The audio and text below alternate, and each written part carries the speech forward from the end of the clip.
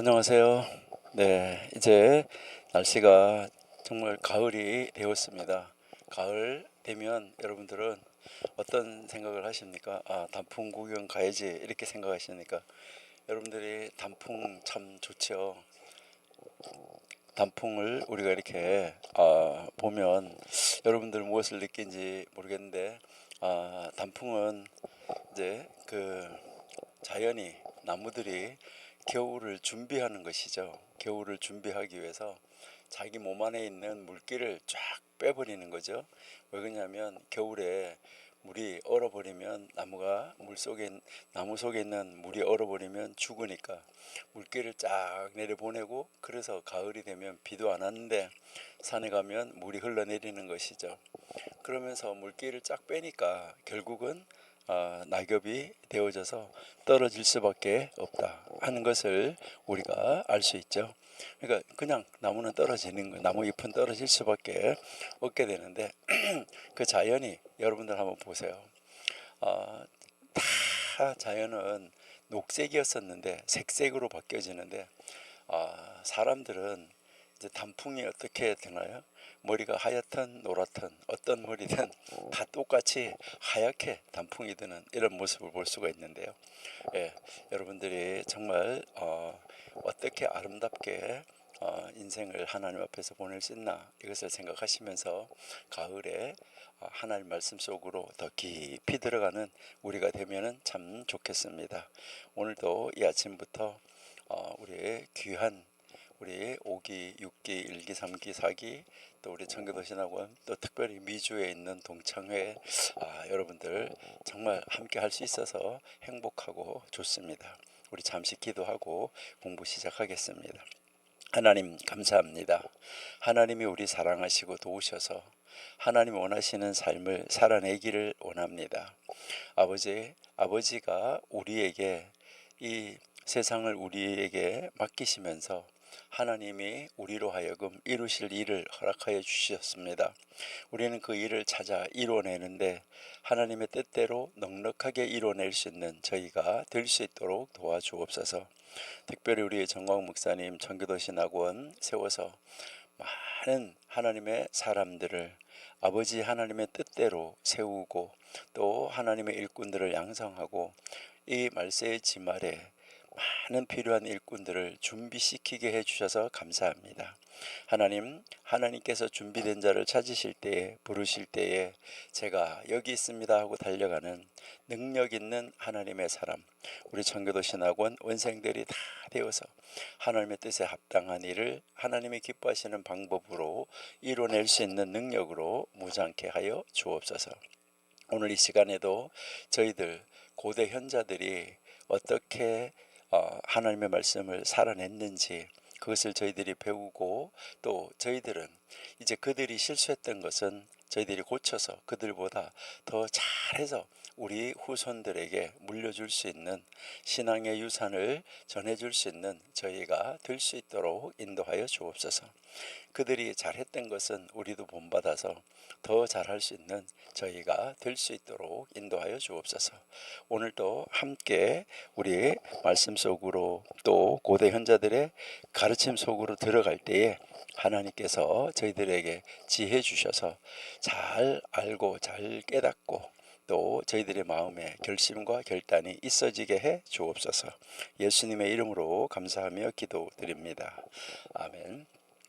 네, 오늘 우리 고대 현자들의 잠언, 바로 이제 이 지혜자들이 어떻게 살았었나 하는 지혜자들의 삶의 원리인데요. 오늘 우리 이 아보트 4장 4절 우리가 할 차례인데요. 먼저 이제 제가 4장 4절을 한번 읽어드리도록 하겠습니다. 4장 4절 보시니까 야브네의 랍비 레비타스는 말한다. 영적으로 매우 매우 겸손해져라. 왜냐하면 죽을 운명의 사람이 가질 것으로 예상되는 결말은 구더기이기 때문이다. 참좀 어렵기도 하고 무슨 말인지 이해하기도 어렵지만은 다시 한번 제가 읽어 드릴게요. 야브네의 랍비 레비타스는 말한다. 영적으로 매우 매우 겸손해져라. 왜냐하면 죽을 운명의 사람이 가질 것으로 예상되는 결말은 구더기이기 때문이다. 죽을 운명, 앞으로 죽어야 되는 누구든지, 그래서 죽을 운명의 사람이 그 사람이 죽을 때 가지게 될 것으로 예상되는 그 결말은 구더기일 뿐이다. 이렇게 지금 이야기를 하고 있습니다. 여기에서 지금 여러분 보시니까 야분해라고 이야기를 하는데, 이 야분해라는 말은 에, 에, 예, 이 야분해라는 말은 우리가 이제 잘 알고 있는 대로 여러분들이 얌리아, 잡리아 이렇게 이야기를 하는데, 그 얌리아, 잡리아 회의를 할 때 거기에서 종교 회의가 여러 번 열려졌던 아주 중요한 지역인데, 거기는 유대교의 어떻게 보면 발상지라고도 할 수가 있습니다. 그러니까 로마 시대에 예루살렘에서 나와서 거기에 와서 이제 유대교의 성지가 된 바로 그 지역인데, 그 지역 야브네에서 랍비 활동을 했던 그 사람 그 사람 레비타스가 지금 말을 하고 있다, 이렇게 말을 합니다. 그러니까 이 사람은 미슈나 시대라고 이야기하는데, 이 미슈나 시대가 언제냐면 이제 예수님이 오셔서 사시던 시대부터, 이제 예수님이 오셨다가 가시고 나고 또 예루살렘 제2성전이 무너지고 그 이후에, 그러니까 약 200년까지, 그때까지를 이야기를 하고 있습니다. 그 2세기까지, 1세기에서 2세기, 이 1세기에서 2세기 이 시대를 미시나 시대 이렇게 이야기를 하는데, 오늘은 이것을 여러분들 먼저 한번 우리가 조금 생각해 보면은 좋겠다 하는 생각이 드네요. 그래서 먼저 우리가 한번 이제 생각을 해보려고 하는 것은 뭐냐 하면, 그러면요, 여러분들을 이해를 돕기 위해서 먼저 무슨 시대 이렇게 있었는가, 그래서 그 시대 속에서 성경을 가르친 사람들은 어떻게 불려지고 호칭이 있었는가 하는 것, 그리고 우리가 지금 피리케 아보트라는 책을 공부하고 있는데, 이 아보트라는 말은 무슨 말인가, 이러한 것을 우리가 좀 알면은 참 좋겠다, 이런 생각이 들어요. 자, 그래서 우리가 한번 이제 좀 쉽게 먼저 한번 나눠보고 한번 시작하죠, 오늘은요. 자, 그래서요, 제일 먼저 성경 시대, 바로 말씀이 기록되던 시대, 말씀 시대, 이것을 이야기를 하는데, 이때는 어떤 때라고 하냐면 우리가 BC 1000년, BC 1000년이면은 여러분이 잘 아시는 대로 다윗에게서 솔로몬으로 이제 넘어가기 바로 직전이 BC 1000년인데, 이때부터 이제 BC 500년까지, 그러니까 이 BC 500년, 600년 이때까지를 무엇을 이야기를 하냐면은 이제 주로 성경 시대 이렇게 이야기하는데, 제2성전 시대가 오기 전에, 그러니까 바로 우리가 이제 이 500년 아니면은 600년 이렇게 이야기를 할 수가 있어요. 자, 그러면 이 성경 시대, 이 시대에는 지금처럼 뭐 이제 여기에 나오는 것처럼 랍비 이런 호칭은 없었어요. 이 시대에는 이 랍비라는 호칭은 없었고, 그 당시에는 이 종교적 권위가 있었다는데, 이 성경 시대에는 종교적 권위가 있는 집단이 세 집단이 있었어요. 그 세 집단이 먼저 누구였었냐면, 이 성경 시대에는 이 랍비라는 호칭은 없고, 이제 그 세 집단의 종교적 권위를 가진 집단이 있었다는데, 제일 먼저 그 종교적 권위를 가졌던 집단은 여러분이 잘 아는 제사장이죠. 제사장. 이때는 이제 성전에서 제사를 지냈으니까요, 이제 이 제사장이 있었다 하는 것을 여러분들이 이제 이해할 수 있어요. 그러니까 제사장 이렇게 하면 이것은 아론하고 그의 후손들이죠, 그렇죠? 그래서 성전에서 희생 제사를 집행을 하고 그 정결 규례를 가르치고 담당했던 사람들, 이 사람들이 이제 제사장이 있었고, 이 시대에 또 어떤 사람이 있었냐면 레위인 그룹이 있었어요. 이 레위인 그룹이 있었는데, 이들은 바로 이 제사장을 보조하면서 성전 봉사 그리고 율법 교육의 일부를 담당했던 그런 사람들이죠. 물론 찬양도 하고 그 안에서 성전 봉사를 담당했던 사람들, 이런 그룹이 이때 있었다 하는 것이고, 그 다음에 또 한 그룹은 선지자 그룹이 있었어요. 이렇게 이 선지자 그룹이 있었는데, 이 선지자들은 하나님의 말씀을 직접 받아서 전하는 이런 사람들이었었어요. 그러니까 그 오경에 나오는 그 원리의 말씀을 받아서 그것을 이제 이 그 시대 사람들에게 전하는 사람, 가르치는 사람들이었었다. 그래서 이 사람들은 바로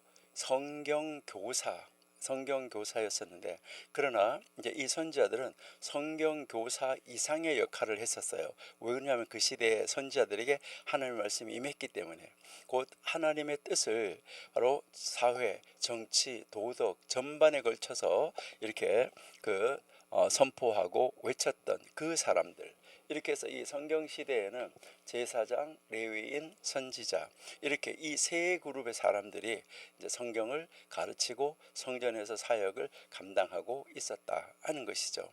이 시기에 이제 이 권위는 바로 무엇이었냐면, 율법을 해석하고 율법을 가르치는 권위보다가는, 이때는 그런 권위보다가는 뭐에 관심이 많았었냐면, 하나님으로부터 선지자에게 내려오는 계시, 그리고요 여기에서 하나님 앞에 이제 제사하는 거, 이게 이제 권위가 있었던 것이죠.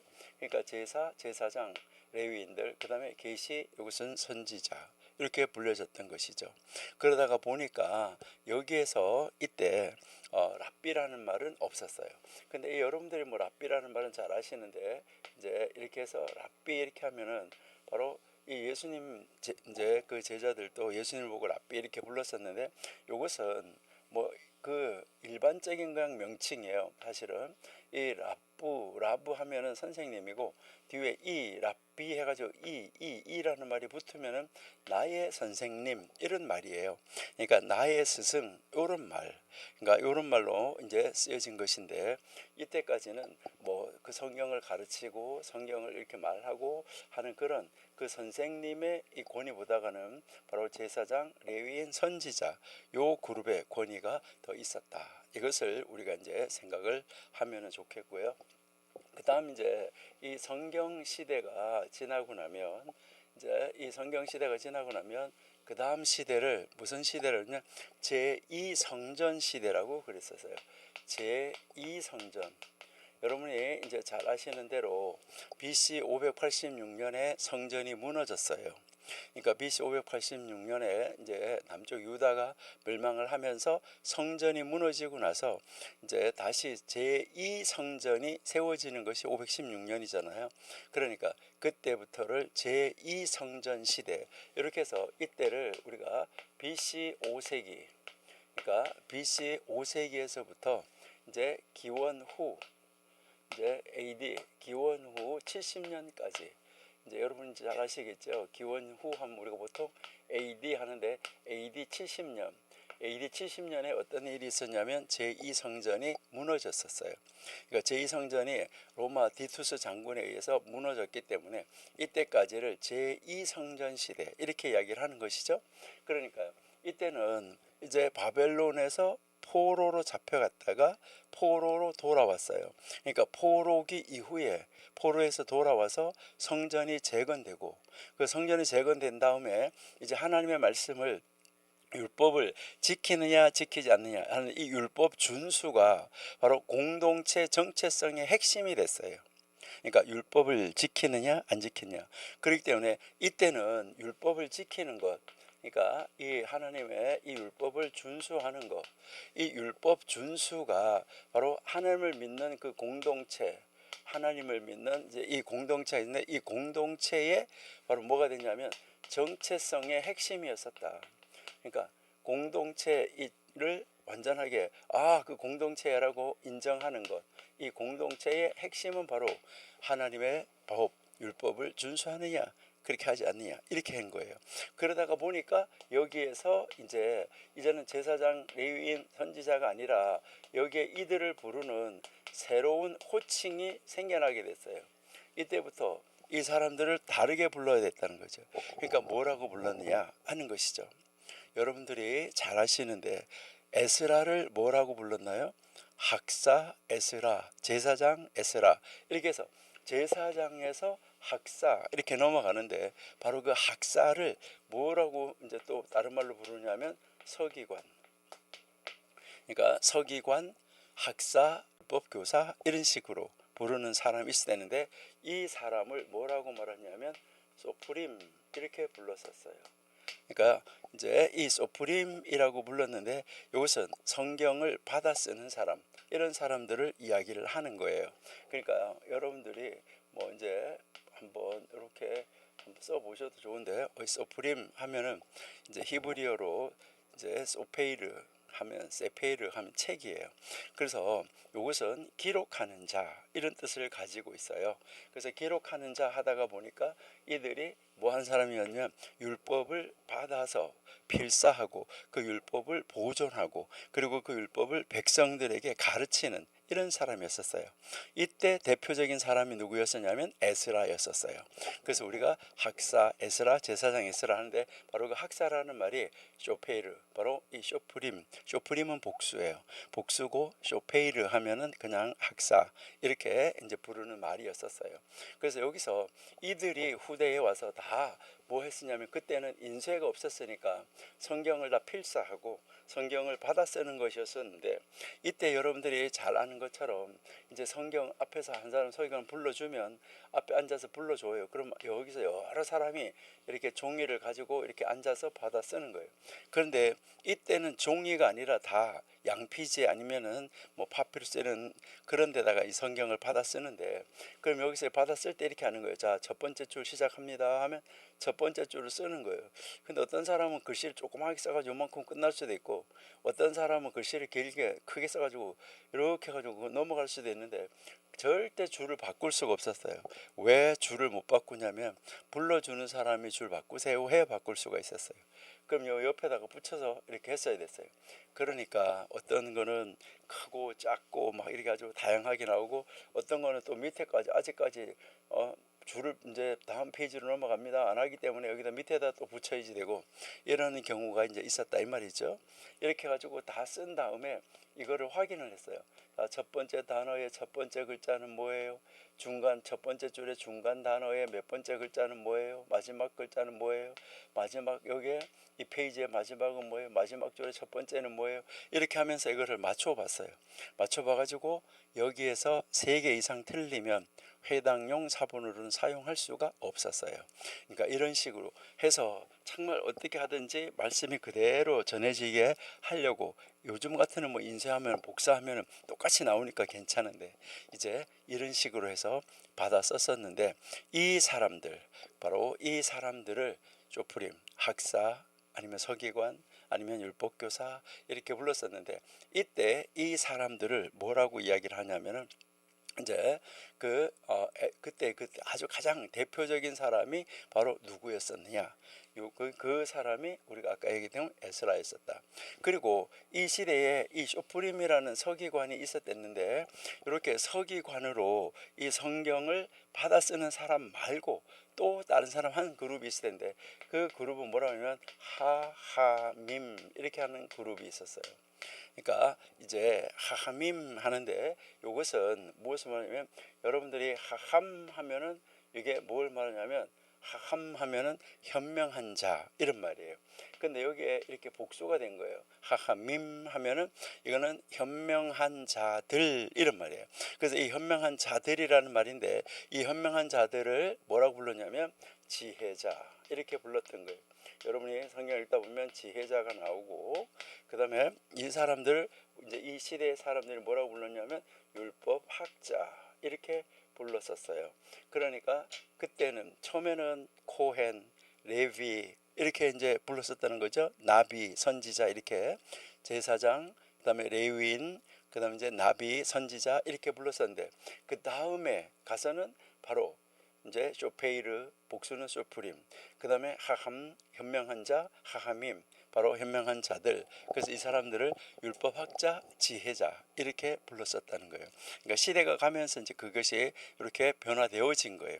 그래서 이 사람들은 바로 그 율법의 세부 사항들을 이제 어떻게 적용할 것인가 이걸 가지고 연구하고 이것을 가르친 사람들 그 사람들은 하함임 그다음에 그것을 받아쓰고 가르치고 지원하고 했던 사람들은 바로 이제 쇼페이르 쇼프림 이렇게 했었다는 거예요. 그래서 이 시대에 이 바로 이 제2성전 시대, 이때 정말 아주 유명한 선생님들이 많았었는데, 그러니까 학사 에스라가 돌아오고 난 이후에 한 3, 400년 후, 그러니까 이제 예수님이 오시기 바로 직전, 이럴 때, 아주 그때 이때 말기에 요때 활동했던 사람들이 누가 있었냐면은 힐렐과 샴마이라는 사람이에요. 여러분들이 힐렐, 그 아주 잘 아시죠? 힐렐이라고요. 그러면 이 힐렐과 샴마이 하는데, 이 힐렐과 샴마이라는 이 사람들이 존경받는 지도자였었어요.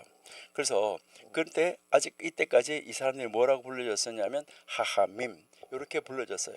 이 지혜자들, 이렇게 불러지다가 요 지혜자들을 뭐라고 또 부르게 됐냐 하면, 요 지혜자들을 뭐라고 불렀냐면 아보트, 이렇게 불렀어요.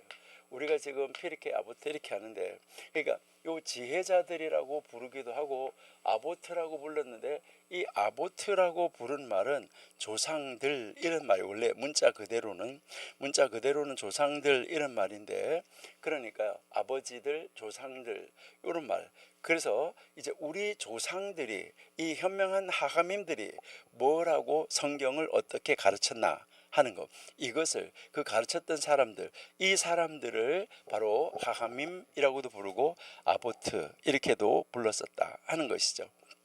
그러니까 바벨론 포로 이후에 이제 이 선지자들을 통한 그 직접적인 예언 계시가 사라졌잖아요. 그러고 나서 성경 연구, 율법 연구하고 성경을 연구하고 성경을 해석하는 것이 공동체를 유지하는 데 핵심이 됐다는 거예요. 그러니까 이제 이거에 따라서 이제 하나님 말씀을 해석하는 사람, 그래서 학문적 지적 권위가 이제 부각되어진 것이죠. 그래서 그 사람들을 뭐라고 부르는 거예요? 지혜자 이렇게 부르기도 하고 아보트, 조상들 이렇게 부르기도 했었다. 그래서 우리가 이 아보트라는 책을 뭐라고 말하고 있어요? 지혜자들의 이제 말씀, 그리고 지혜자들의 윤리, 아니면 뭐 지혜자들의 가르침, 이렇게 우리가 이야기를 하고 지혜자들의 삶의 원리, 이렇게 이제 이 아보트라는 것을 불러주고 있다. 이렇게 이제 여러분이 보시면 되겠어요. 자, 그 다음 이제 여기서 제2성전, 이렇게 제2성전 시대가 지나고 나면 이제 성경 시대 지나고, 그 다음에 제2성전이 이제 무너졌잖아요. 제2성전이 이제 무너졌어요. 그러고 난 다음 세대를 뭐라고 이야기를 하냐면 탄나임 시대라고 그래요. 탄나임 시대. 이제 이렇게 유대 역사에서는 이것을 탄나임 시대 이렇게 이야기를 하는데, 이때는 바로 지금 우리가 하는 1세기에서부터 200년까지, 그러니까 1세기에 예수님 오셨잖아요.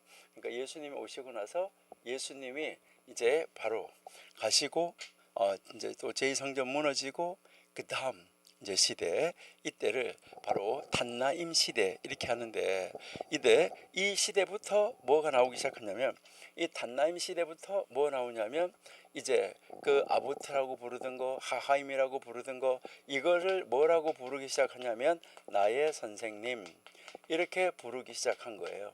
그래서 이 나의 선생님이라고 불렀는데, 이 나의 선생님이라는 말이 랍비 이렇게 이제 되어진 거예요.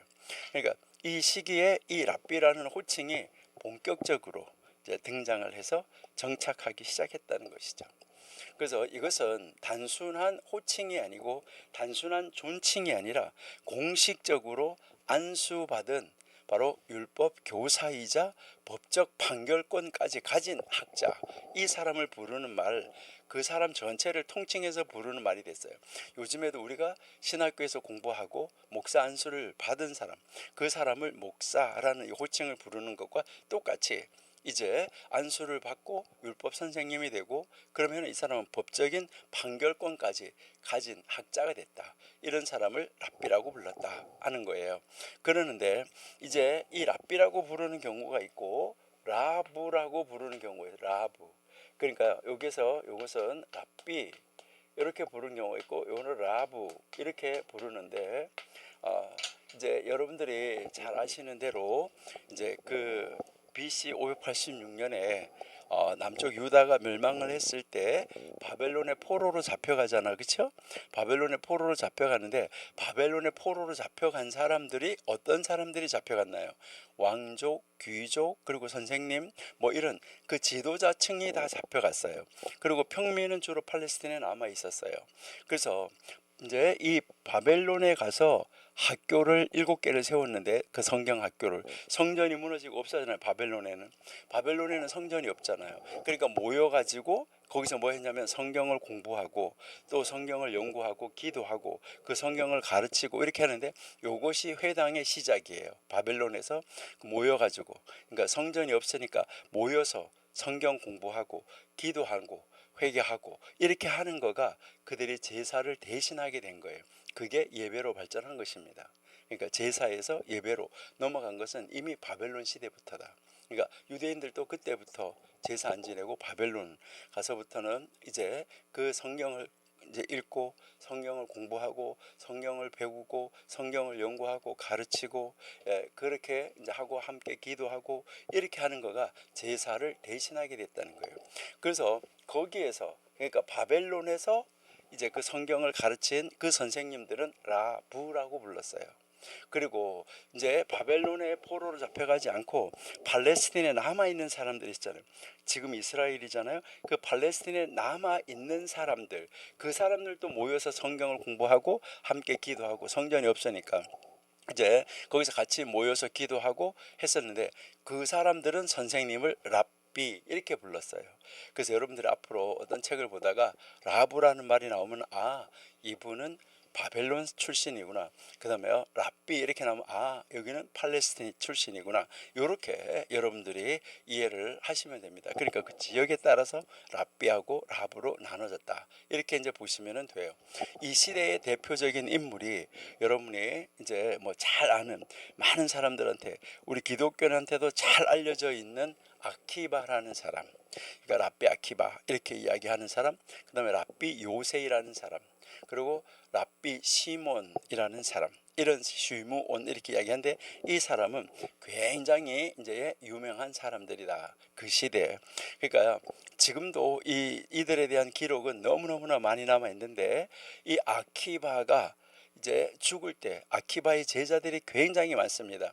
근데 이 아키바가 이제 그 죽을 때 어떻게 죽었는지 이게 기록으로 남아 있는데, 이제 그냥 그 표현으로 이렇게 이야기하면 쇠가 얽히설키한 것으로 이 사람을 잘라서 죽였다 이렇게 하는데, 이게 요즘에 우리말로 말하면 톱이라고 생각하시면 되는 거예요.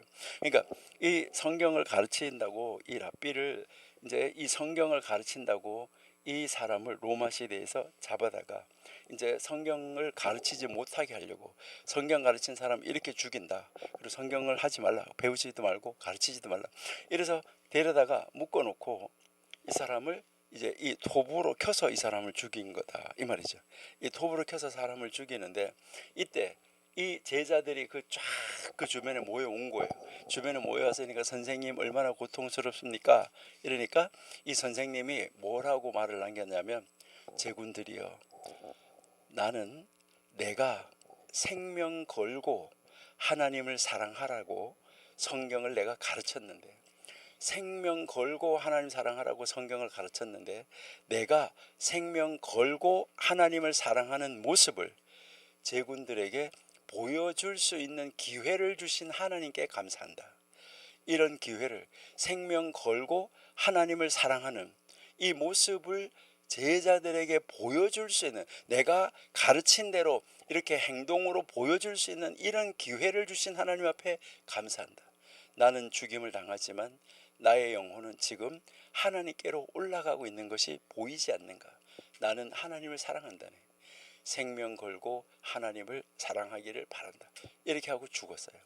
이 말이 무슨 말이냐면요, 우리 신명기 6장 5절 한번 읽어볼까요?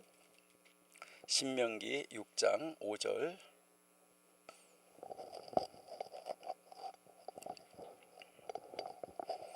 6장 5절. 너는 마음을 다하고 그리고 성품을 다하고 힘을 다하여 내 하나님 여호와를 사랑하라 이랬잖아요. 여기서 마음을 다하고는 너의 마음의 모두를 가지고 마음 안에 불순물 하나도 없이 전체를 다 가지고 어떤 생각 없이 오직 하나님 사랑하는 그거 가지고, 그다음에 여기서 성품을 다하고라는 말이 원래 무슨 말이냐면 생명이라는 말이에요. 그러니까 너의 생명을 다 하고 너의 생명을 다 바쳐서 죽기까지 이 말이에요. 죽기까지. 그 다음에 힘을 다하여 너가 가지고 있는 달란트, 너가 가지고 있는 재능, 너가 가지고 있는 능력, 너가 가진 모든 것을 총동원해서 너 하나님 여호와를 사랑하라. 이걸 가르친 거예요. 생명을 다하기까지, 죽기까지 하나님 사랑하라고 내가 이렇게 가르쳤는데, 내가 가르친 대로 실천할 수 있는 이런 기회를 주신 하나님께 나는 감사한다. 하나님께 감사한다.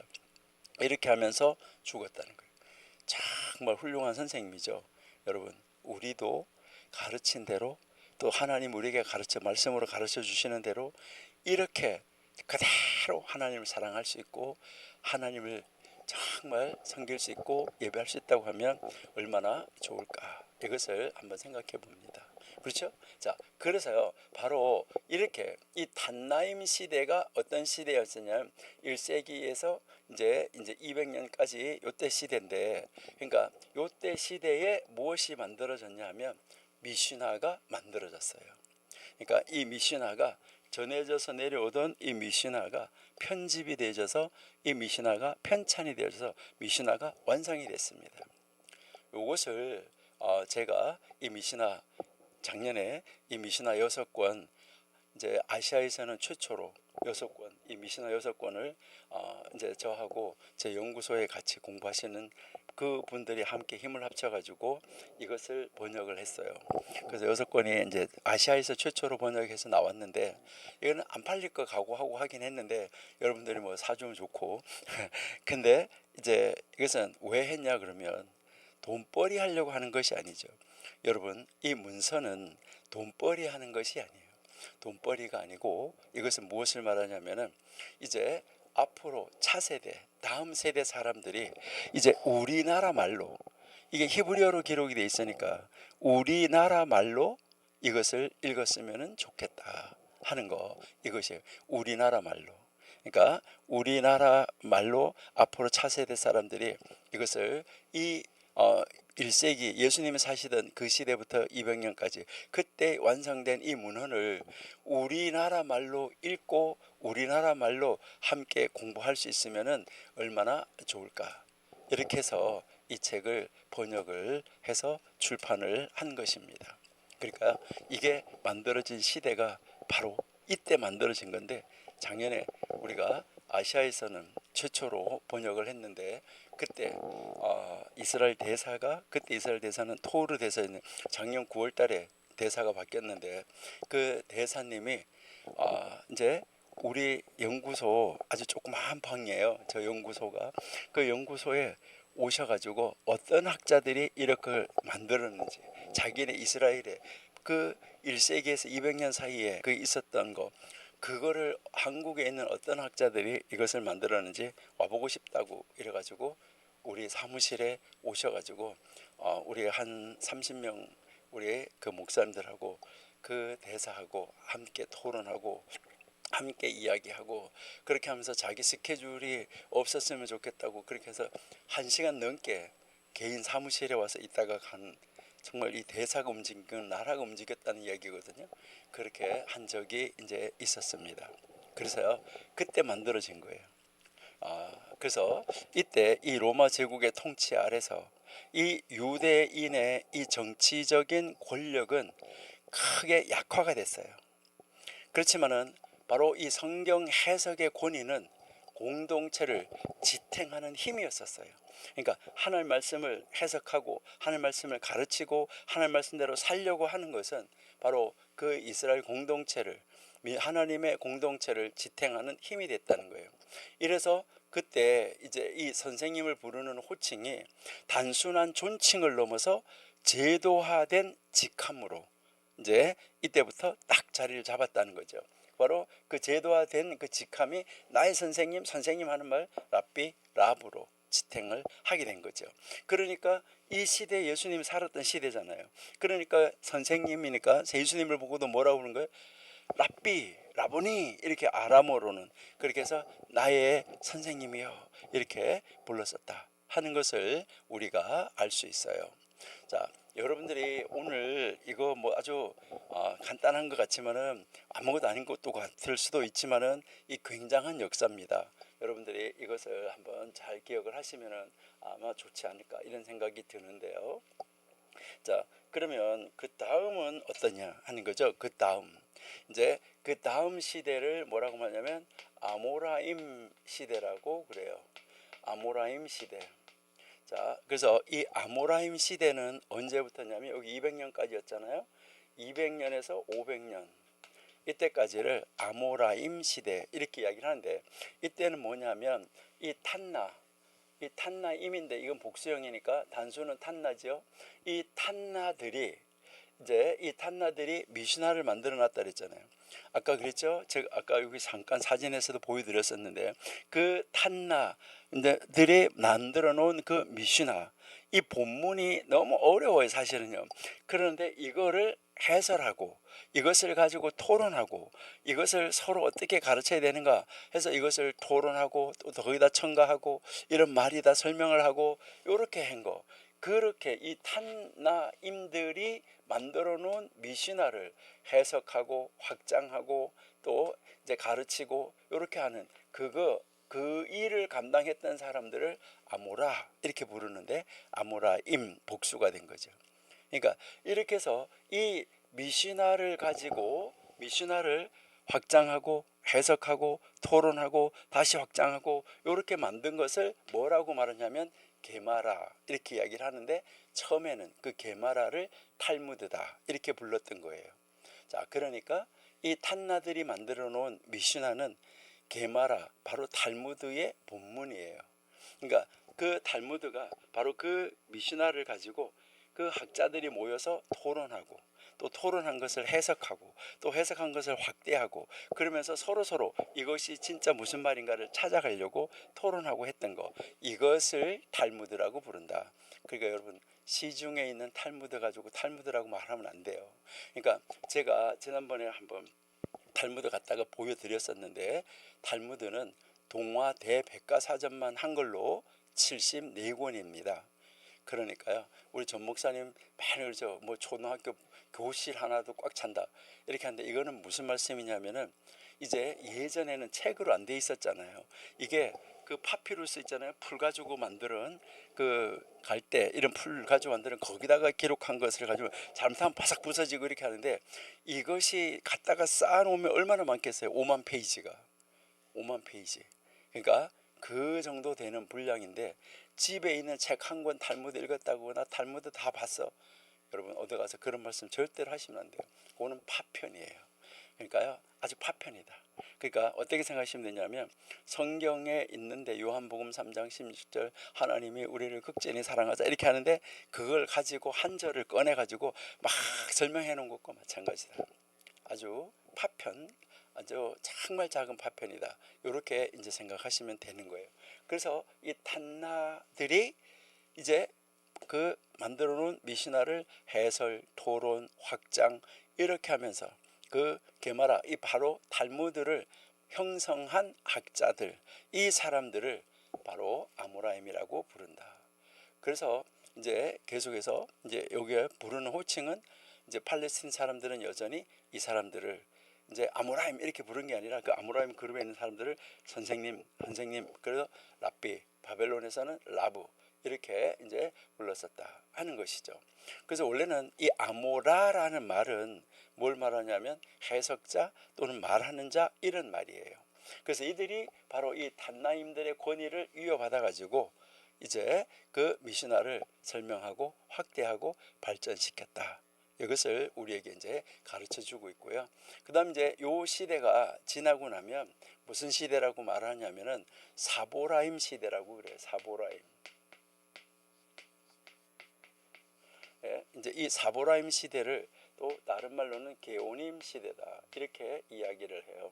그래서 사보라임 게오님, 그는 이제 요 시대가 이제 여기 500년이잖아요. 그러니까 여기에 이제 500년에서부터 1000년까지 이때를 사보라임 게오님 이렇게 시대다 이렇게 이야기를 하는데, 바로 요 사람들은 여기에 이제 이 탄나들이 만들어 놓은 미슈나에다가 설명을 붙이고 토라하고 확대했는데, 그걸 가지고 여기에서 이제 이 사보라임과 게오님 시대에 이것을 가지고 최종 편집하는 거예요.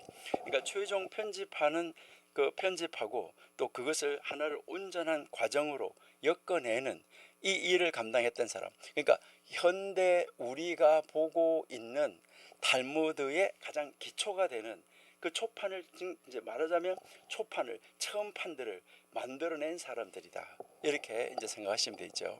그래서 이제 여기에서 이제 바벨론의 학문 중심지였던 그 수라라는 데하고 그다음에 푸무 베티다라는 데가 있는데, 거기에 이제 거기 그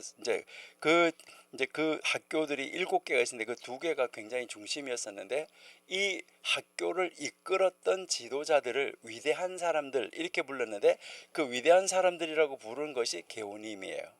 그러니까 위대한 사람들, 이런 말이 이제 이 게오님인데, 그래서 이제 이 게오님이라는 사람들은 그냥 단순한 랍비가 아니라, 단순한 어떤 지역 랍비가 아니라 전 세계 유대교 공동체, 어떤 유대인 공동체, 이스라엘 사람들의 그 공동체의 종교적, 법적 질문에 최종적 답변을 주고받는 권위자, 위대한 자들. 그래서 이제 게오님 이렇게 불렀던 거예요.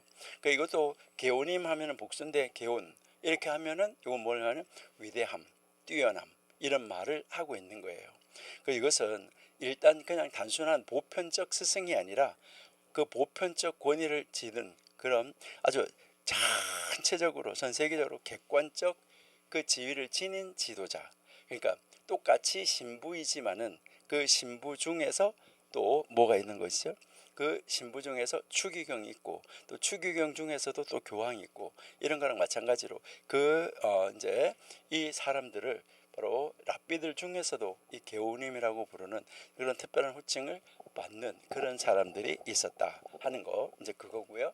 자, 그다음 이제 요 사보님 시대를 지나고 나면 리쇼님 시대가 오는데, 이제 이 리쇼님 시대는 언제냐면 이제 1000년에서부터 1500년까지를 이제 리쇼님 이렇게 하는데, 요 리쇼님이라는 말은 첫 시대 아니면 이제 선배들 이런 뜻이에요. 선배, 이제 아니면 시작한 사람들 이런 말인데, 이것은 중세 유럽 그리고 북아프리카에서 활동을 하면서 바로 이 사보라임들이 편집하고 만들어 놓은 이 탈무드에 대한 주석, 그리고 그 탈무드에 대한 법적 결정을 남긴 사람들, 요 사람들이 이제 리초님이에요. 그러니까 온전하게 탈무드가 다 편집된 거를 가지고 연구하기 시작한 첫 세대, 시작의 세대, 이 사람들이었었다. 그 사람들을 리쇼님 하는데, 리쇼이라는 말은 머리라는 말이에요. 그러니까 첫 번째라는 말이에요. 그래서 이때 이제 사람 살았었는데, 이때도 이 랍비라는 말은 다 이렇게 불려지고 있었지만은 특별하게 이제 여기에 전문적으로 들어가는 이 저명한 학자들의 이름을 이제 뭐라고 불렀냐면 리쇼님, 이제 시대 시작하는 학자들이었었다. 그래가지고 이제 이들의 이 별칭을 가지고 위대한 이제 리쇼님들 이렇게 불렀었다 하는 거, 이것을 여러분 이제 생각하시면 되고요. 그 다음 이제 여기에 이제 이 1500년에서부터 현재까지, 그러니까 이 1500년에서부터 시작해서 현재까지 요 시대를 뭐라고 하냐면 아하로님 시대라고 그래요. 아하로님.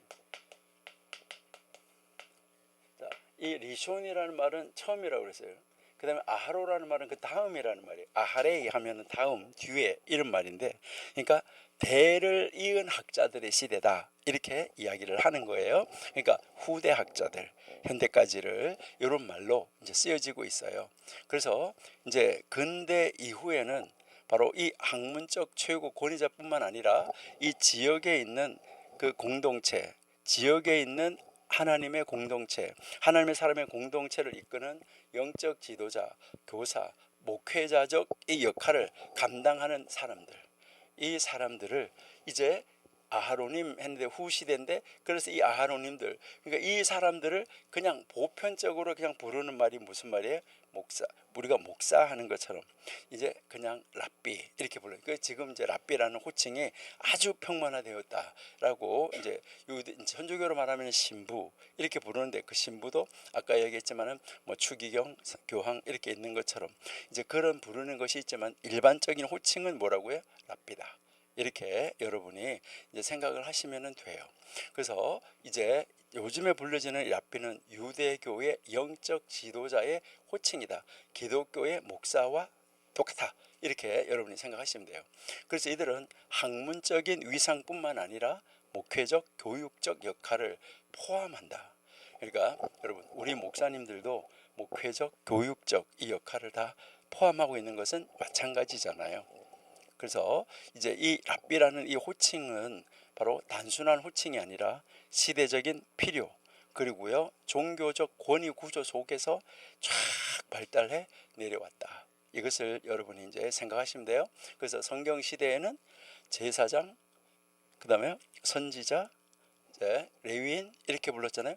그러니까 포로기 이후에 또 하나님 말씀을 연구한 이 공동체 정체성을 이제 지탱해 오고 있을 텐데, 또 이제 제2성전이 이제 무너지고 또 200년까지 바로 그 시대를 거치면서 학문적 권위가 제도화되면서 이제 이 선생님이라는 이 호칭이 세지게 돼서 예수님도 그런 호칭을 가지게 되고, 이제 그 이후에는 이제 계속해서 현재까지 이어지는 전기시대 학자, 후기시대 학자 이렇게 나누지만, 그 학자들을 전체를 다 어우르는 말은 역시 뭐라고요? 랍비다. 이렇게 여러분이 이제 생각하시면은 좋겠다, 이렇게 이제 생각이 들어요. 자, 이제 요렇게 요런 정도를 여러분들이 이해하시고 나서 이제 앞으로 이 아보트를 보시면은 좀 더 이해하시기 쉽겠다. 그래서 이 아보트라는 말 아까 뭐라 했죠? 지혜자들이라는 말과 같이 우리 조상들이 지혜자가 돼서 이제 그 하나님 말씀을 어떻게 적용하고 살았었는가 하는 것을 이제 보여주고 있는 그런 책. 그래서 후대에 하나님 말씀을 어떻게 전해줄 수 있을까 하는 그런 책이다. 이렇게 여러분들이 이해를 하시면 되겠죠. 자, 그래서 자 4장 4절을 제가 다시 한번 읽어드릴게요. 자, 4장 4절 다시 한번 읽어드리는데, 야브네의 랍비 레비타스는 말한다. 영적으로 매우 겸손해져라.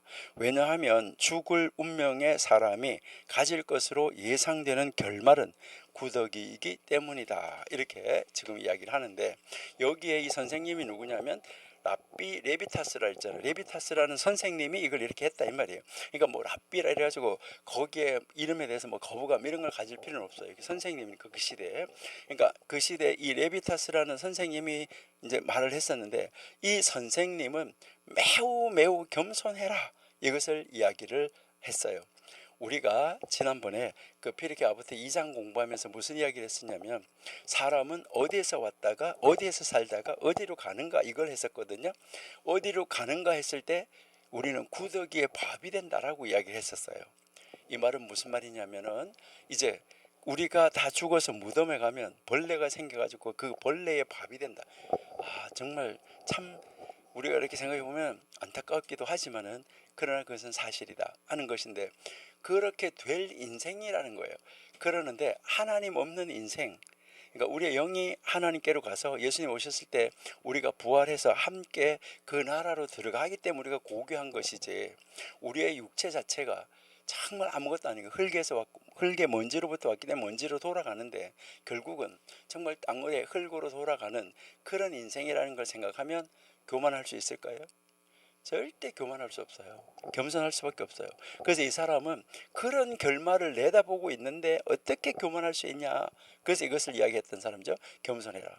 근데 이 사람이 야분의 출신이었었는데 바로 어느 시대에 살았었냐면 아까 1세기에서 2세기, 그러니까 미슈나가 형성되던 그 시기에 살았던 선생님이에요. 그래서 그때 살았던 그 선생님인 이 선생님이 이제 이 4절을 그때 이제 가르쳤다 하는 말이에요. 그래서 이제 이 가르쳤는데 뭐라고 가르쳤어요? 매우 매우 겸손해져라. 왜냐하면 인간의 희망의 끝은 구더기, 이제 그 구더기일 뿐이기 때문이다. 이렇게 이야기를 하고 있는 그 내용이에요. 여러분, 여기에서 이제 매우 매우 겸손해져라 이렇게 하는데, 이 매우 매우 겸손해지라는 말이 무슨 말이냐면, 여러분, 겸손이라는 것은 입으로 하는 게 아니에요. 여러분, 이제 제가요, 어때 이렇게 보니까 사람들이 모여가지고요, 이렇게 빙둘러 앉아가지고요, 막 이야기를 하다가 어떤 사람이 일어나가지고 자기 자랑을 억수로 하더라고요. 그러다니까 뭐라 하면은, 저는 참 겸손합니다. 저는 겸손합니다. 그렇게 해놓고 또 자기 자랑을 한참 해오면 자기가 어쩌고저쩌고. 그게 겸손한 겁니까? 여러분, 겸손은 있는 그대로를 나타내는 게 겸손이에요. 여러분, 분명하게 이해하셔야 돼요. 제가 할 수 있는데 나 못해요. 나 못해요. 이거 겸손 아니에요. 여러분, 이거는 절대 겸손이 아닙니다. 그런데 어떤 사람들이, 이런 사람들이 교회 안에도요, 뭘 시키면요, 아이고 저 같은 것이 뭘 할 수 있습니까? 아이고 저 같은 것이 뭘 할 수 있습니까? 요래요. 그래놓고 뒤에 가서 뭐라 그런지 아세요? 결국은 나한테 오겠지. 내가 아니면 누가 해. 그렇게 하면서 앞에서는 아주 이런 사람들, 요런 사람을 보고 뭐라고 하냐면 세련되게 교만한 사람이라고 그러는 거예요. 진짜 그 사람은요, 여러분 어떻게 보면은요, 때려주고 싶을 그럴 정도의 아주 미운 얄미운 사람도 있어요. 여기에서 매우 매우 겸손하라는 말은 영이 겸손하라는 거예요. 영이 겸손해지라는 거예요. 그러니까 그래서 여기에 이 영이 겸손해져라 라고 지금 이야기를 하는 거예요. 그래서 이 영적으로 자신을 낮추는 태도, 이게 중요하다는 거예요. 그래서 겸손이라는 것은 단순하게 누구 보고 인사 잘하고 뭐하고 이런 외적인 태도가 아니라 존재 인식에서 비롯된 내면의 자세여야 된다는 거예요. 그 사람 내면을 이렇게 보면, 우리가 이렇게 그 사람의 삶의 모습을 보면 저 사람 참 겸손하네, 겸손하네, 이런 것을 느낄 수 있잖아. 그렇죠? 그러니까요, 우리 청교도신학원 공부하시는 여러분, 우리 어떻게 하면 좋을까요? 우리도 영으로 겸손한 사람, 하나님의 영이 내 안에 들어와 있으니까 우리는 겸손하다, 섬기는 사람입니다. 그러니까 영이 낮은 사람, 영이 겸손한 사람, 마음이 낮은 사람, 영적으로 자신을 낮추는 사람, 이런 사람은 다른 사람을 섬기는 거예요. 근데 이제 이 어떤 사람이든지 이 사람의 너의 결말이 뭔지 알면 너는 겸손해질 수밖에 없다는 것인데, 그래서 구더기 이렇게 이야기했는데, 이 구더기를 뭐라고 하냐면, 구더기, 이거는 썩음, 부패를 대표하는 말이에요. 그러니까 이제 이 육체가 가서 썩고 이렇게 하면은 끝에 가가지고는 우리의 육체는 가서 땅속에 묻혀서 썩어서 흙으로 돌아가는데 썩고 부패한다. 인간 죽음 이후의 상태를 상징적으로 표현해 준 거예요. 그러니까 우리 인간의 육체는 결국 흙과 썩음으로 돌아갈 수밖에 없다. 이것을 이야기를 하잖아요. 그렇죠? 우리 창세기 3장 19절 한번 볼게요. 창세기 3장 19절. 내가 얼굴에 땀이 흘러야 식물을 먹고 필경은 흙으로 돌아가리니 그 속에서 내가 취함을 입었음이라. 너는 흙이니 흙으로 돌아갈 것이니라 하시니라. 여러분, 뭐 큰 소리 쳐야 얼마나 살겠어요. 그러다 결국 무덤으로 흙으로 돌아가요. 욥기 25장 6절 한번 보실게요. 욥기 25장 6절.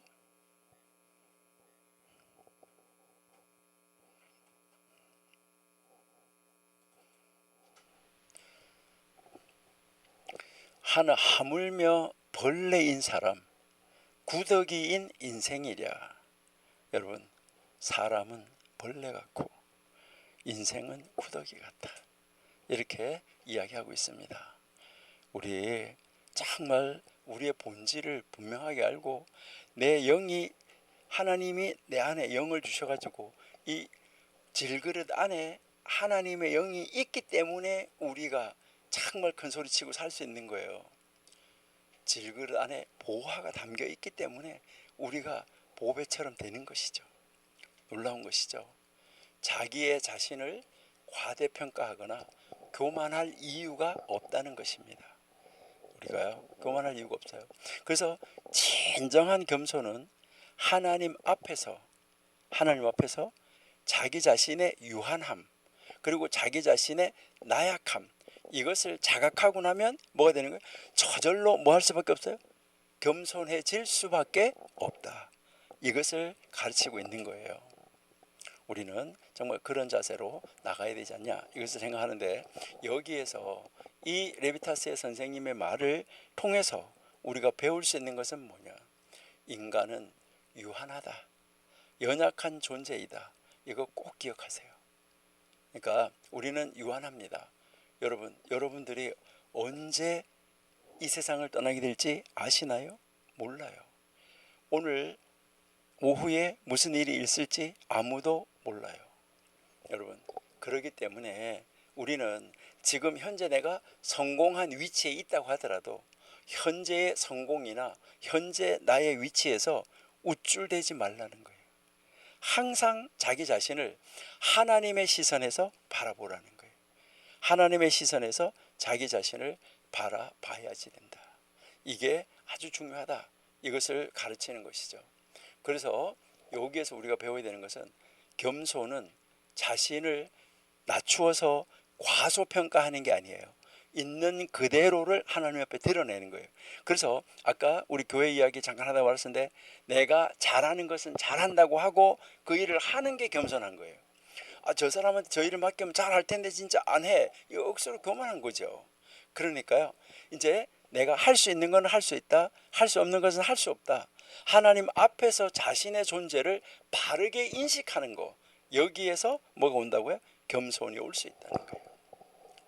그렇게 겸손한 사람은 내가 할 수 있는 것 있는 반면에 내가 할 수 없는 것이 있어요. 내가 할 수 없는 것은 다른 사람이 잘할 수 있어요. 그렇기 때문에 다른 사람을 뭐 할 수 있는 거예요? 존경할 수 있다. 이것을 우리에게 이야기를 하는 것이죠. 여러분, 우리가 어떻게 살아야 될까? 정말 이 현자들의 잠언, 우리 조상들의 이 잠언, 아까 이 아보트, 하하밈, 이 잠언, 이것을 통해서 성경을 이렇게 적용하는구나, 이런 것을 우리가요 배울 게 많아요. 그러니까 우리가 정말 그렇게 하면서 그들이 잘못했었던 거는 고쳐나가야죠. 그러면 오늘날 현대를 살아가는 우리들에게 있어서, 오늘날의 겸손은 뭘까요? 낮은 자세, 예의가 바른 거 오해하지 마세요. 그거 겸손이 아니에요. 이거는 얼마든지 가짜로 할 수 있어요. 여러분들이 이제 서비스업 하시는 분들 보면은요, 마음하고 껍데기하고는 다 달라요. 얼마든지 플라스틱으로 스마일 하고요, 얼마든지 플라스틱으로 뭐 할 수 있어요. 예의 바르게 종종 낮은 자세를 취하고 어서오세요 할 수 있어요. 근데 성경적 겸손은 하나님 앞에서 자신이 누구인지, 내가 얼마나 의존적 존재인지 이걸 아는 거예요. 무슨 말이에요? 내 혼자 살 수 없다는 거예요. 다 의존적 존재라는 거예요. 여러분이 혼자서 이제 논에다가 이제 씨를 뿌려가지고 또 뭐가 나면 모를 또 심어가지고 그거를 물을 주고 이걸 하고 이거 하면서 여러분 쌀 내면서 또 옷감을 만들어가지고 옷을 만들어서 입으면서 여러분 이렇게 다 할 수 있어요? 아니잖아요. 혼자 살 수 없어요. 의존적이에요. 그러니까 내가 누군가, 그리고요 나는 얼마나 혼자 살 수 없고 의존적 존재인가, 이것을 바르게 알면 뭘 수밖에 없냐면 겸손할 수밖에 없다. 여러분, 우리는 자랑하고 싶을 때가 있어요. 내가 자랑하고 싶을 때, 자랑하고 싶은 그 순간마다 무엇을 기억해야 되냐? 여러분, 자랑하는 순간마다, 자랑하고 싶을 때마다 뭐 해야 되냐면, 왜 자랑해야 되지? 왜 자랑해야 되지? 내가 왜 이 말을 해야 되지? 왜 이렇게 교만해야 되지? 왜 이래야 되지? 왜를 한번 생각해 보세요. 그러면 겸손해질 수 있어요. 우리 자랑하는 것도 물론 내가 뭐 이렇게 성취한 것을 나타내는 거, 이런 것은 있는 그대로 나타내는 것은 좋지요. 그렇지만 그게 아니다 하는 거, 이것을 여러분이 명심하시고, 우리는 겉모습보다가 내면의 자세, 이게 중요하고, 우리의 존재 인식, 나는 이런 존재구나 하는 것을 바르게 인식할 때 어디 가서도 우쭐댈 수 없고 어디 가서도 나를 나타낼 수 없고 겸손해질 수밖에 없다. 그래서 우리 인간은 유한하다. 그러니까 교만하지 말고 겸손하게 살아야 된다. 이게 레비타스가 가르친 말이에요. 자, 5절 가볼게요. 5절.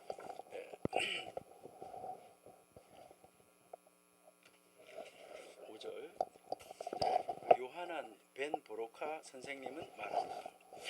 요하난 벤 보로카 선생님, 누구든지 은밀히 천국의 이름을 더럽히는 자는, 자, 누구든지 은밀히 천국의 이름을 더럽히는 자, 공공연하게 내놓고 하는 건 아니에요. 그러니까 공공연히 그로부터 형벌을 받을 것이다.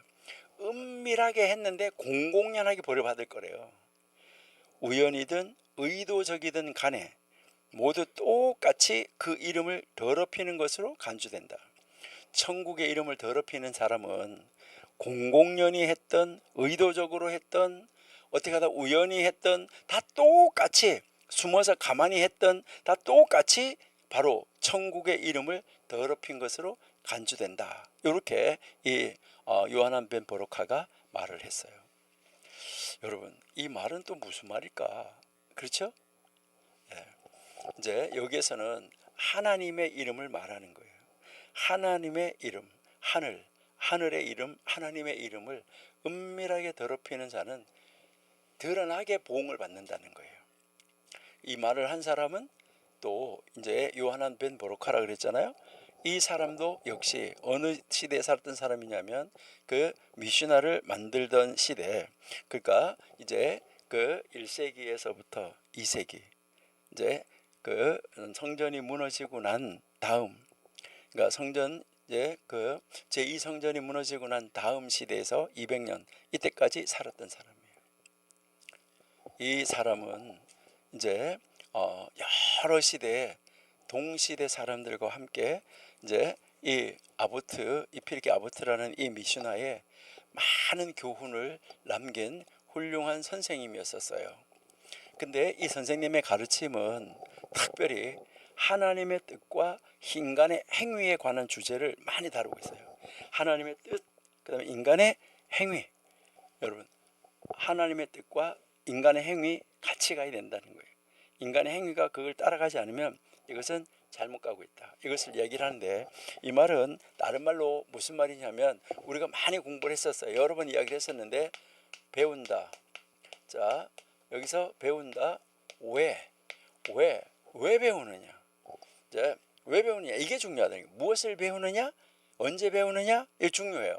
근데 왜 배우느냐? 왜 배우냐? 배우는 이유가 뭐냐? 왜 배우느냐?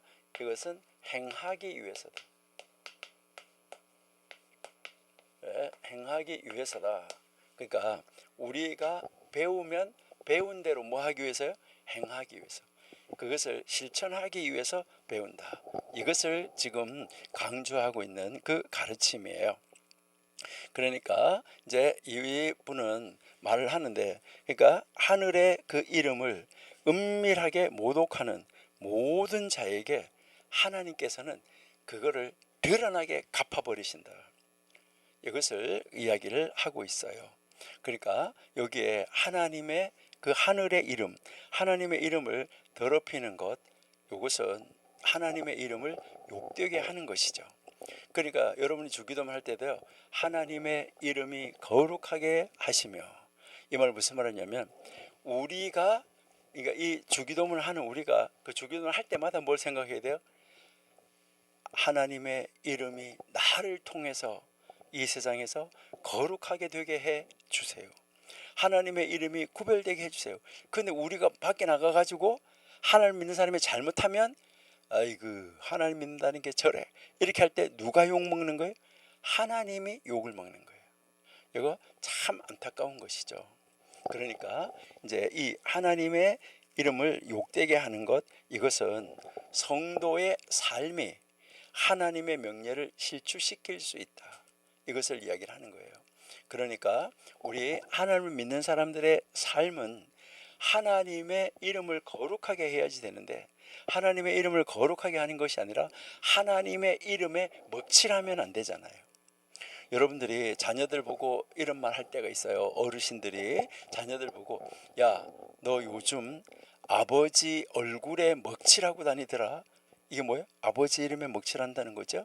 또 뭐 하는 회사에서도 그 회사 직원이 밖에 나가가지고 뭐를 잘못했을 때 저 사람이 무슨 회사 다닌대 이렇게 이야기하는, 그러면 그 회사의 이름이 뭐 하는 거죠? 땅에 떨어지는 거고, 회사의 신뢰가 땅에 떨어지는 거고, 이게 먹칠을 하는 것이죠. 여러분, 우리 성도들이 하나님의 이름을 정말 어떻게 해야 되겠는 거예요?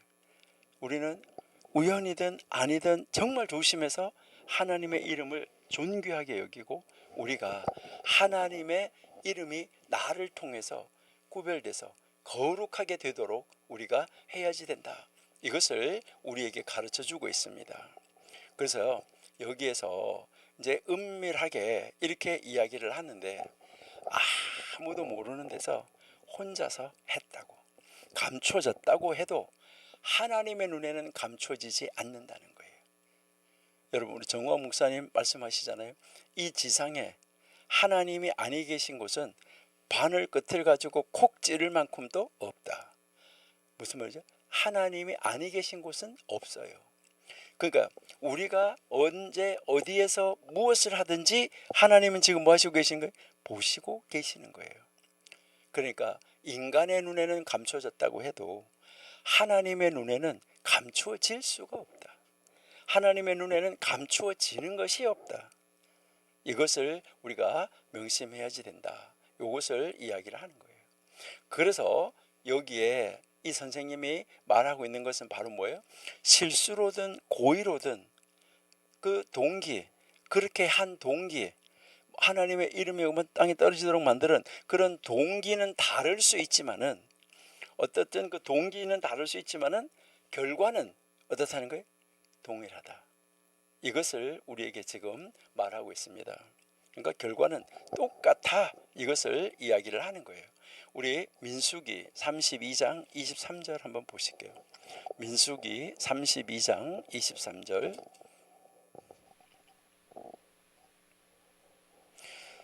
민수기 32장 23절. 너희가 만일 그같이 아니하면 여호와께 범죄함이니 너희 죄가 정녕 너희를 찾아낼 줄 알라. 그 위에 한번 볼게요. 22절. 그 땅으로 여호와 앞에 복종케 하시기까지 싸우면 여호와 앞에서 이스라엘의 앞에서나 무죄히 돌아오겠고, 이 땅은 여호와 앞에 너희의 산업이 되리라. 너희가 만일 그같이 아니하면 여호와께서 범죄함이니 여호와께 범죄함이니 너희 죄가 정녕 너희를 찾아낸다. 이것을 이야기를 하는 것이죠.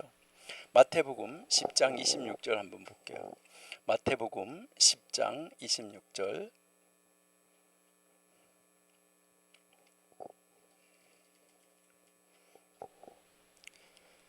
그런즉 저희를 두려워하지 말라.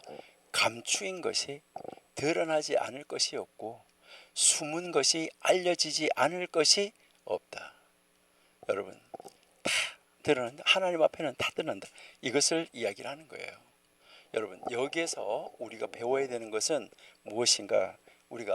여기에서 우리가 한번 생각해 보선, 우리가 보면 이 신앙 있잖아요. 우리가 신앙, 믿음 이렇게 이야기를 하는데, 이 신앙이라는 거, 이 믿음은 우리가 반드시 기억해야 되는데, 여기에서 우리가 생각해야 되는 것은 보이는 자리, 그 사람이 뭐 어때 다른 사람들한테 이렇게 보이는 자리, 이 보이는 자리보다가 여기서 중요한 게 뭐냐면 보이지 않는 자리. 이것이 이제 더 중요하다는 건데, 보이는 자리보다 보이지 않는 자리에서 증명이 된다는 거예요. 그러니까 사람들이 안 보는 데서 하나님의 이름을 드러낼 수 있어야 돼요. 그러니까 사람들은 자기 혼자 있다고 생각하고 사람들이 안 본다고 생각하면 자기 마음대로 무엇이든 하려고 하는 것을 볼 수 있어요. 자유다 이래가지고 하는데 그게 아니라는 거예요. 그러니까 다른 사람들이 보이지 않는 자리에서 하나님을 믿는 사람답게 사는 것, 이것이 하나님을 멋있게 증거하고 보여주는 것이라는 거죠. 그런 사람은 다른 사람이 보는 데서는 오죽 더 잘하겠어, 그죠? 하나님의 이름은 성도의 삶을 통해서, 하나님의 이 이름은 앞에서 우리가 이야기한 것처럼 하나님의 이름은 성도의 삶을 통해서 하나님의 이름이 영광스럽게 드러나기도 하고 하나님의 이름이 훼손되기도 한다. 누구를 통해서요? 성도의 삶을 통해서. 그러니까 우리 성도의 삶이 어때야 되는가? 이것을 우리에게 지금 이야기를 하고 있는 것이죠. 그래서 여기서 우리가 하나 배울 수 있는 교훈, 우리가 찾아보면 이 첫 번째 교훈은 바로 뭐냐면 하나님 앞에서의 은밀한 삶. 우리는 하나님 앞에서 내가 정말 하나님 앞에서 아주 은밀하게 좋은 일, 착한 일 이렇게 하는 거죠. 이게 진짜 경건이다. 그러니까 아무도 보지 않을 때도 하나님의 이름에 합당하게 살아가자 이 말이에요. 여러분, 뭐 세상에 보는 사람이 없고 어떤 사람이 없고 아무 사람도 없다고 하더라도, 아무도 보지 않는다고 하더라도 하나님의 이름에 합당하게 살아가자 이렇게 할 때 누구는 보고 있다는 거예요? 하나님은 보고 있다 하는 것이죠. 그 다음에 여기서 두 번째 우리가 생각하는 것은 죄라는 것. 이 죄는 바로 뭐 하냐면 죄가 드러나면 어떻게 되나요? 죄가 드러나면 벌이 따라와요. 그러니까 죄가 이제 드러나면 벌이 따라온다는 건데, 이 벌이라는 말은 죄가 드러나면 그 죄에 대한 책임을 져야 된다 이것이죠. 그렇기 때문에 뭐 해야 되냐면 감추어진 죄가 있다고 하면 지금 회개하고 하나님께로 돌아와야 된다. 이것을 이야기를 하는 거예요. 그러니까 그 죄가 드러나기 전에 먼저 하나님 앞에 회개하고 하나님 앞으로 돌아와야지 된다. 이게 이제 중요하다는 것이죠. 자, 그래서 우리는 하나님 앞에는 비밀이 없다. 이거 기억하셔야 돼요. 하나님 앞에는 비밀이 없다. 그래서 나의 삶 전체가 하나님의 이름을 증거하거나 하나님의 이름을 욕되게 한다. 그러니까 나는 앞으로 어떤 삶을 살아야 될까? 이거 지금 우리가 결심하고 결단하셔야지 돼요. 나는 지금 어느 자리에 서 있을 것인가? 내 삶은 지금 어떤 삶인가? 하나님의 이름을 높이는 자리인가? 하나님의 이름을 훼손하는 자리인가? 이거 우리가 철저하게 우리가 자신을 돌아보고 하나님 앞에 비밀이 없다는 걸 알고 우리 하나님의 이름을 높이는 자리로 나아가는 우리가 되어야지 된다. 그래서 우리 오늘날 현대에서 우리가 본다고 하면 우리 기독교인의 삶은 어떨까? 이걸 우리 한번 생각해 보면 좋을 것 같아요. 그러니까 꼭 기독교인이 아니라 뭐 타 종교든 무슨 종교든 현대 이 종교인의 삶은 어떻는가? 여러분, 이제 뭐 우리 청교도 신학원 공부하시는 분들은 안 그렇겠지만은 많은 대부분의 종교인들이 어떤 경우가 있냐면 종교인의 가장 큰 위선이 뭐냐? 종교인의 가장 큰 위선은 사람 앞에서는 거룩한 척, 은밀한 가운데서는 하나님을 무시하는 삶, 이런 삶 혹시 살지 않나? 이거 우리 한번 생각해 봐야 돼요. 사람들이 막 보는 앞에서는 막 하나님 앞에서 막 찬양 열심히 하다가 아무도 없는데 이렇게 가가지고는 뭐 하는 거예요? 찬양하고는 지금까지 찬양으로 고백했던 거하고는 전혀 상관없는 삶을 사는 거. 이게 참 안타깝다 하는 것이죠. 그러니까 이걸 보고 뭐라 하면 은밀하게는 하나님을 무시하는 삶이다. 이렇게 이야기를 하는 거예요. 제가 몇 번 이야기 드렸었는데요. 제가 어디에서 큰 찬양 막 몇천 명 모이는 찬양 모임에 2시간 하는데 거기에 이제 한번 갔던 적이 있었어요. 거기에 갔는데 그 운동장인데 이렇게 주차장이 이렇게 있는데 이렇게 주차장이 이렇게 표시가 이렇게 있잖아요. 이렇게 주차장이 이렇게 있는데 여기에서 이제 차가 이렇게 있는데 우리나라는 주로 다 주차를 후면 주차를 하는데 미국은 주로 다 앞면 전면 주차를 해요. 그러니까 그 전면 주차를 하는데 여기에 이제 갔을 때도 마찬가지였었는데, 근데 이렇게 전면 주차를 했는데 이렇게 아주 그 찬양을 얼마나 많이 했는지 거기에요. 거기는 찬양 모임 할 때마다 이렇게 그 강대상 이렇게 있는데 그 크리넥스 같은 거 이렇게 놓여져 있었어요. 그래가지고요 그 찬양을 2시간 하는 동안요 막 어떨 때는 막 울면서 찬양해가지고 눈물 콧물 닦고요, 어떨 때는 막 기뻐가 찬양하고요, 막 그렇게 해서 한 찬양 한 2시간 하고 나오는 거예요. 그렇게 나왔는데 나와가지고 주차하는 데서요 여기에서 한 차가 이렇게 했는데 후진했어요. 또 여기도 이렇게 후진했어요. 이렇게 차가 이렇게 후진하다가 여기 부딪힐 뻔했어요. 여러분, 이 부딪힐 뻔하면 여러분은 어떻게 할 것 같아요?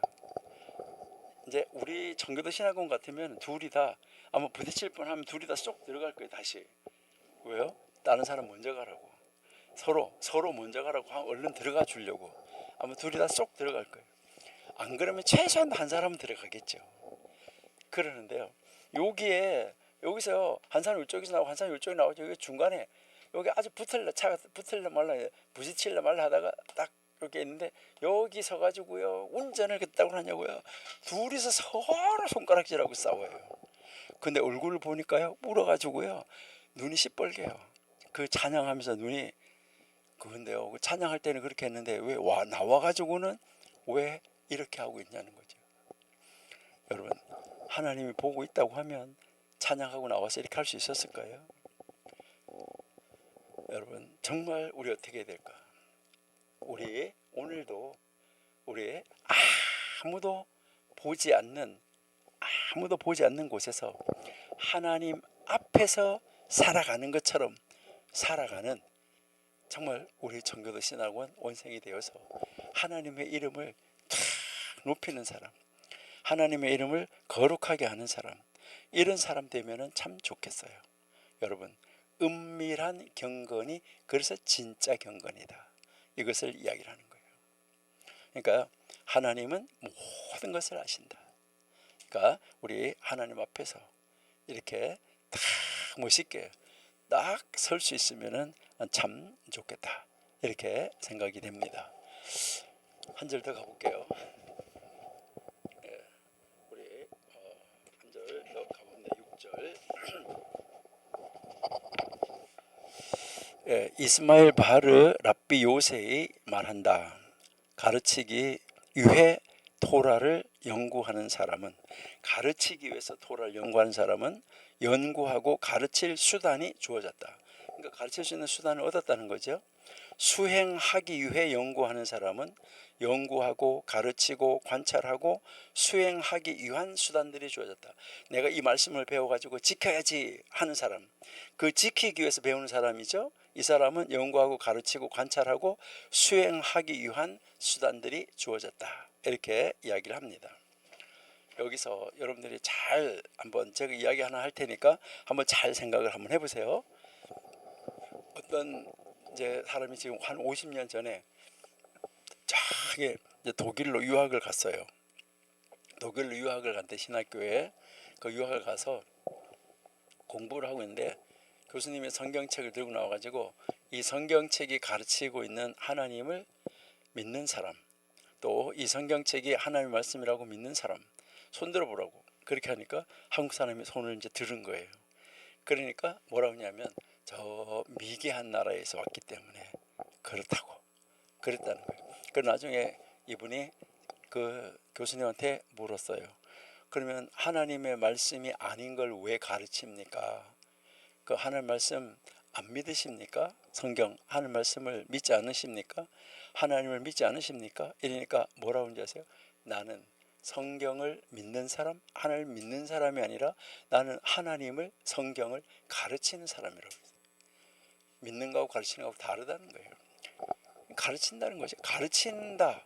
다른 책을 가르치는 것처럼 이 책을 가르친다는 거예요. 여러분, 얼마나 안타까운가.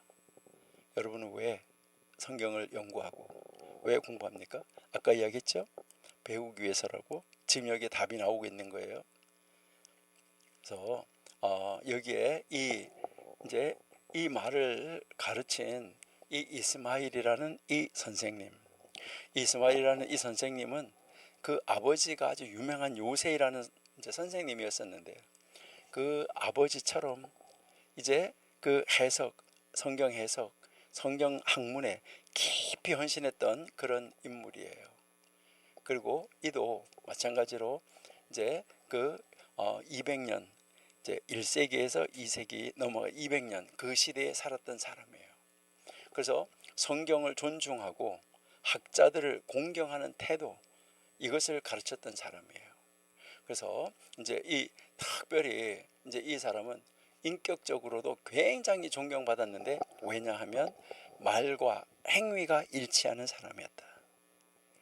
그러니까 제자들에게 율법과 이 겸손을 함께 지내라, 이렇게 가르쳤어요. 하나님 말씀 아는 사람은 그럴 수밖에 없다는 거고요. 그래서 배운 것을 지식으로만 삼지 말고 겸손하게 행하라. 그러니까 제대로 다 할 수가 없으니까 겸손하게 행하라는 거예요, 배운 것을. 그래서 이 말 무슨 말이냐면, 하나님의 말씀은 머리에다가 집어넣는 것도 굉장히 중요한데, 머리에 집어넣는 것보다가 손과 발로 행하라 라고 이 사람이 이야기를 했어요. 그래서 하나님의 말씀을 따르되, 그 하나님의 말씀을 따르는 것으로 인해서 교만하지 말고 겸손함을 잃지 말라는 거예요. 하나님 앞에서 하나님 말씀대로 살아가는데 그것을 잃지 말아라, 이것을 이야기를 하고 있다. 이렇게 여러분이 보시면 되는데요. 우리 신명기 5장 1절 한번 볼까요? 신명기 5장 1절.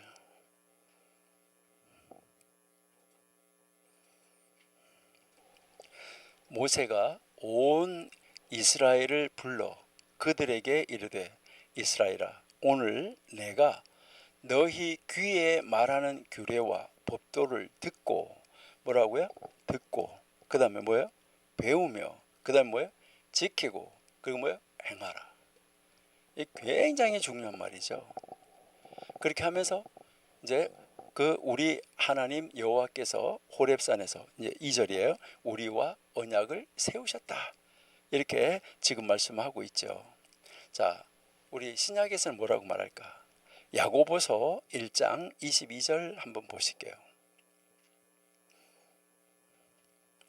야고보서 1장 22절.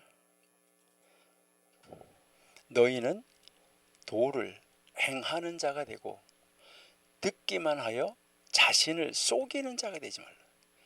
이거 정말 무서운 말이에요. 도를 행하는 자가 되고 그냥 듣기만 해서, 듣기만 하고 행하지 않는 거, 머리에 지식으로만 가지고 있고 손과 발로 가지 않은 거, 이걸 뭐라고 지금 말하는 거예요? 속이는 자라고 말하고 있어요. 그 다음에요 23절. 누구든지 도를 듣고 행하지 아니하면 그는 거울로 자기의 생긴 얼굴을 보는 사람과 같아. 24절. 제 자신을 보고 가서 그 모양이 어떠한 것을 곧 잊어버린다. 여러분, 얼마나 안타까운 말인가, 이것을 우리가 이제 생각을 할 수 있어요. 그래서 여기에서 이 선생님이 가르치는 말이 바로 무슨 말이냐면, 아까 우리가 봤던 거예요. 자, 배운다. 왜 배운다고요? 행하기 위해서. 그러니까 이제 이 배운 것을 무엇을 하기 위해서냐면 행하기 위해서, 실천하기 위해서 배운다. 가르치기 위해서 배우는 것도 중요한데 실천하기 위해서 배워야 된다는 거죠. 그러니까 선생님이 되기 위해서는 배워야 돼요. 그래서 가르치기 위해서 배워야 돼요.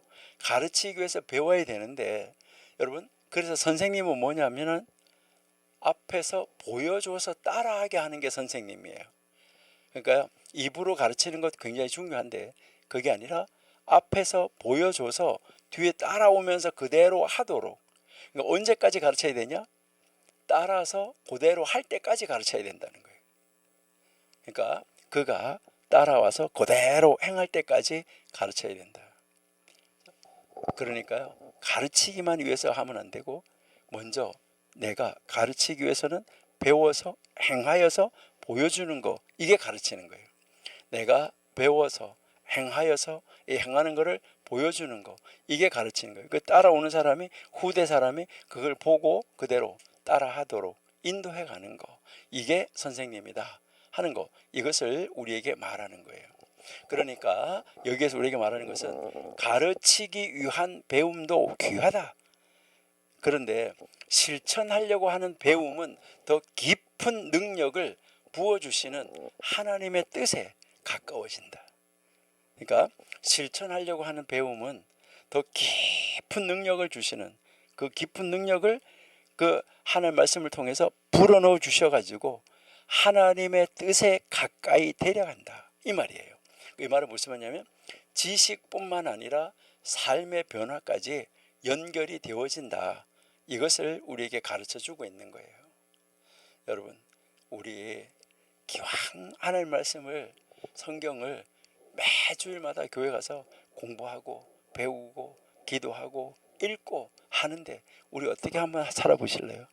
여러분, 가르치기 위함도 중요하지만은 이제 우리는 뭐 하기 위해서요? 여기 우리 행하기 위해서, 우리 실천하기 위해서 우리 한번 배워보시면 어떨까요? 그래서 우리 현자들의 이 잠언, 우리 조상들의 잠언, 정말 이 조상들이 이렇게 하니까 믿음대로 사는 것이 이렇게 하니까 좋더라, 이렇게 하니까 나쁘더라, 이렇게 가르쳐 준 거 우리가 한번 배워보면서 정말 잘했던 거는 우리가 따라가면 좋고, 그들이 인간이기 때문에 실수할 수 있어요. 그런 것은 우리는 고쳐서, 우리가 더 바꾸어서 우리는 다음 세대에게 더 좋은 것으로 우리가 물려주면 얼마나 좋을까, 이것을 우리가 한번 생각해 보는 것이죠. 그러니까요, 말씀을 배우는 목적이 무엇입니까? 이거 우리가 늘 생각해야 돼요. 여러분들은 말씀을 배우는 목적이 무엇인가? 내가 예배하는 목적은 무엇인가? 내가 기도하는 목적은 무엇인가? 여기에 이 목적이 분명해야 돼요. 그러니까 뭐라고 물어보라고 그랬어요? 내가 교만하고 싶다, 아까 그랬죠? 내가 막 교만하려고 하고 자랑하고 싶은 일, 막 자랑하고 싶은 일이 있다, 이랬을 때 왜 자랑하는데? 여러분, 근데요, 자랑하고 싶은 일이 있는데 이거를 우리가 정말 어떻게 할 때 이렇게 드러내서 자랑을 할 수는 있는데, 자랑하고 싶은 일이 있는데 죄야, 자랑할 수도 없겠죠. 여러분, 우리는 말씀을 배우는 목적은, 우리 성경을 배우는 목적은, 예배 때 하는 말씀을 듣고 우리가 결심해야 될 것은 오늘 내가 저 말씀대로 실천해야지, 이것이 중요하다는 거예요. 그래서 여러분들도, 우리는 매주일마다, 매일 아침 새벽마다, 또 여러분들이 교회에서 성경 읽을 때마다, 집에서 성경 읽을 때마다 언제든지 내가 오늘 읽은 말씀 중에서 단 하나라도 내가 오늘 실천해보자, 이런 결심을 가지면 좋을 것 같아요. 그래서 실천 속에서, 우리가 이 말씀을 실천할 때 그 실천 속에서 더 깊은 깨달음과 더 큰 영적 능력이 우리에게 임하게 된다는 거예요. 이제 이 배움은, 우리는 가르침을 넘어서 실천을 목적으로 할 때 이 배움은 온전해진다, 이것을 기억하시기 바라요. 그래서 하나님은 우리에게 단순한 지식보다가 삶의 열매를 귀하게 여기신다는 거예요. 그러니까 우리가 하나님 말씀을 막 읽고 암송하고 아주 중요하죠. 그리고요, 뭐 성경을 나는 하루에 몇 장 읽었다, 뭐 읽었다, 이거 아주 중요하죠. 아주 중요한데, 그런 것보다가 더 중요한 것은 무엇일까? 하나를 알면 아는 것만큼 삶으로 열매를 맺어주는 것, 이것을 하나님은 더 귀하게 여기신다, 이것을 우리에게 가르쳐 주는 거예요. 그래서 오늘날 우리가 신학, 말씀 공부, 강의, 이러한 이 모든 것들이 머릿속에나 아니면은 내가 어떤 뭐 USB나 이런 데다가 정보 습득, 아니면 지식 저장, 아니면은 내가 이만큼 알고 있다는 지식 전시, 내가 이 정도 알아요 하는 이런 지식 전시, 이런 거에 머무르지 말고 우리는 삶의 변화와 우리의 삶의 실천으로 이것이 이어지지 않는다고 하면 이 가르침은 올바른 가르침이 아니다. 이것을 우리에게 가르쳐주는 말이에요. 그래서 이제 하나님의 말씀, 이 성경은 바로 삶의 거룩을 위한 능력이라는 거. 그래서 우리가 하나님 말씀을 듣고 따라서 배우는 거, 정말 하나님 말씀 앞에 바르게 세움을 받아 나가는 우리 청교도 신학원 원생들이 되시기를 바랍니다. 그래서요, 우리는 실천을 위한 배움에는 더 큰 은혜와 더 큰 능력이 주어진다. 그러니까 우리는 매일매일 성경을 읽을 때마다 오늘 읽은 말씀, 오늘 배운 말씀, 오늘 들은 말씀, 내가 한 가지라도 실천해보자 하면서 실천을 연습하는 여러분 되시기를 바랍니다. 하나님 감사합니다. 오늘도 우리와 함께 하시고 우리의 조상들이 하나님의 말씀을 어떻게 적용하면서 살았었나, 현자들이 어떻게 하나님의 말씀을 연구하고 그것을 삶으로 살아내려고 애쓰고 노력했었나, 이제 이 문제를 가지고 저희들이 오늘 함께 묵상했습니다. 아버지, 우리도 진짜 하나님 앞에서 하나님의 이름을 높이는 자, 은밀한 자리에서도 하나님의 이름을 높이는 자, 공개적으로도 하나님의 이름을 높이는 자, 언제 어디에서도 아버지 하나님의 이름을 존귀하게 여기는 자 되게 하여 주옵소서. 예수님의 이름으로 감사하며 기도드립니다. 아멘.